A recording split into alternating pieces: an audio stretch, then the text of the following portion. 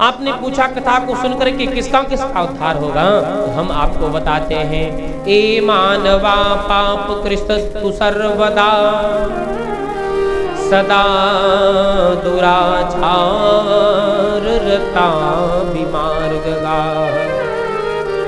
क्रोधाग्नि दग्धाः कुटिलश्च कामिनः सप्ताह यज्ञेन कलौ पुनन्ति ते। हे नारद जी, इस धरती पे जितने भी पापी हैं वो समस्त पापियों को अगर ला करके बैठा करके भागवत की कथा सुनाई जाए तो सारे पापियों का पाप ही समाप्त हो जाएगा। क्योंकि भागवत क्या है, ये पापियों के पाप को ही तारने वाली कथा है। पाप को तो पापियों का तो उद्धार करती है, पापियों के पाप का भी उद्धार कर देती है। यानी पापियों को पाप से मुक्ति दिला देने वाली यह कथा है।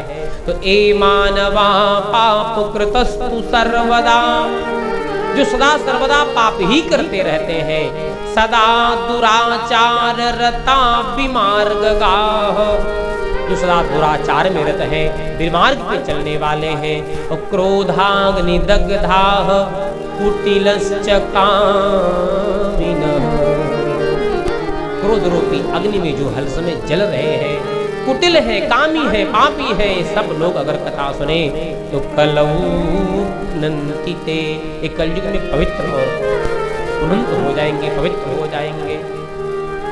सत्येन हीना पितृमातृदूषिका तृष्णाकुलाश्चाश्रम धर्म वर्जिता एदंभिका मत शरणोपहिंसिका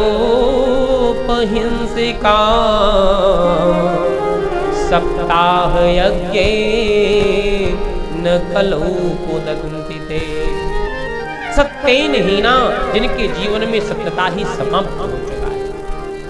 हमारे यहाँ असत्य से बढ़कर के दूसरा कोई पाप नहीं पता, नहीं असत्य सम पातक पुंजा, यानी झूठ बोलने से बड़ा कोई पाप नहीं है। झूठ बोलना महापाप है। इसलिए ऐसे झूठ बोलने वाले, मिथ्या पर लाभ करने वाले, हर समय जिनका जीवन ही मिथ्या में, झूठ में चल रहा है, वह झूठ बोलने वाले पापी भी अगर कथा सुने तो मुक्त हो जाए। झूठ बोलना महापाप है। झूठ बोलने वाले को भगवान भी क्षमा नहीं करते हैं। असत्य बोलने वाले का भगवान सिर काट करके अलग कर देते हैं। आप लोगों ने कथा सुना होगा, शिव पुराण की कथा है, जिस समय भगवान नारायण और ब्रह्मा में होने लगा कि बड़ा कौन है। ब्रह्मा ने कहा हम बड़े हैं, भगवान नारायण ने कहा हम बड़े हैं। ब्रह्मा ने जिद किया नहीं हम ही बड़े हैं।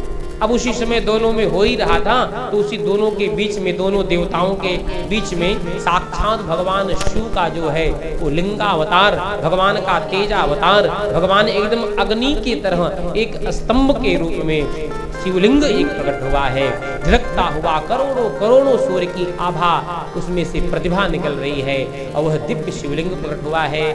देवताओं ने कहा देखो अभी हम लोग लड़ाई कर रहे थे, हम बड़े, देखो लगता हम सबके बाप आकर के बीच में खड़े हो गए, हमसे भी बड़े आकर के हो गए। अब पता करो इनका और छोर कहाँ है। भगवान ने कहा जो और छोर पता कर लेगा कहाँ से निकला, कहाँ समाप्त हुआ, वही बड़ा कहा जाएगा। देखिए इस कथा में, शिव पुराण में वर्णन है, दोनों देवताओं में बहुत युद्ध हुआ। तो इससे इस कथा को सुनकर के, ऐसे कथाओं को सुनकर के भ्रम करने का आवश्यकता नहीं है कि क्या भगवान विष्णु ब्रह्मा में युद्ध लड़ाई हो सकता है। नहीं, यहाँ लड़ाई का कोई प्रयोजन ही नहीं है, यहाँ वाक युद्ध का कोई प्रयोजन ही नहीं है। भगवान नारायण के पुत्र हैं ब्रह्मा जी, तो उनमें आपस में कोई लड़ाई नहीं। लेकिन फिर ये क्यों लीला दिखाई जा रही है? ये लीला हम सब जीवों के कल्याण के लिए दिखाया जा रहा है, ये हम सब का उद्धार हो। इस लीला से, शर्त से हम शिक्षा लें कि अगर ऐसे भी इतने बड़े स्तर पे जाने के बाद भी इतने बड़े लोग भी अगर यह गलती करते हैं तो उनको अगर दंड मिल सकता है, तो भला हम किस खेत की मूली हैं, हम तो दंड पाएंगे ही पाएंगे।